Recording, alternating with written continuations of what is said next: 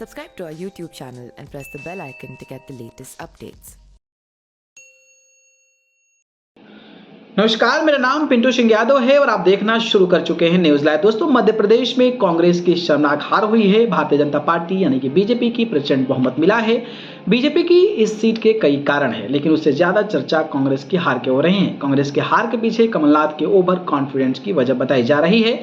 तो वहीं over confidence जिसने किसी भी पार्टी के साथ गठबंधन नहीं करने का फैसला किया और यहां तक कि अखिलेश यादव को सिरे से खारिज कर दिया था। दरअसल मध्य प्रदेश में समाजवादी पार्टी कांग्रेस के साथ मिलकर विधानसभा चुनाव लड़ना चाहती थी।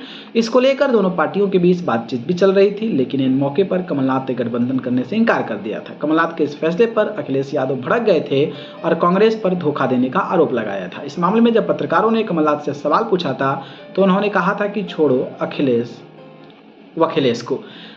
को थी 6 सीट की उम्मीद। अखिलेश यादव ने कहा था कि हमने मध्य प्रदेश में 6 सीटों की अपेक्षा की थी। उम्मीद थी कि कम से कम 4 सीटें तो मिल ही जाती, लेकिन हद तब हो गई जब कांग्रेस पार्टी ने सपा की पसंदीदा सीट पर अपने उम्मीदवार उतारे थे। विवाद के कारण कमलनाथ ने कहा था कि हमने इस बारे में बातचीत करने की पूरी कोशिश की, लेकिन हमारे लोग तैयार नहीं थे।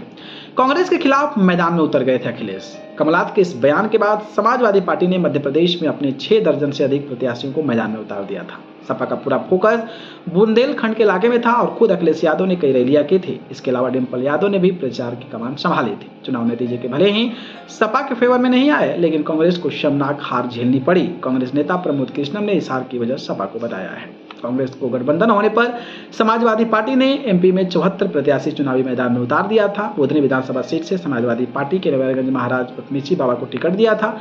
दिल्ली से सपा ने तमाम लोगों को टिकट दिया था। वहीं बात करें तो कमलनाथ का अहंकार ले डूबा। मध्य प्रदेश में कांग्रेस की हार पर सपा के प्रवक्ता मनोज काका ने कहा कि कमलनाथ का अहंकार सीट चढ़कर बोल रहा था। कमलनाथ ने अखिलेश यादव का अपमान किया था। रामधारी सिंह दिनकर जी ने लिखा था कि जब नाश मनुष्य पर छाता है, पहले विवेक मर जाता है। कमलनाथ के बयान से कांग्रेस हारी है। कांग्रेस को समझना कि जब दलितों और क्षेत्रीय दोनों का अपमान होगा, तब तक कांग्रेस को मुंह खानी पड़ेगी। तो आप अंदाजा लगा सकते हैं। बाकी आपको क्या लगता है, क्या वजह लगता है सबके पीछे, बताइएगा कमेंट बॉक्स में। धन्यवाद।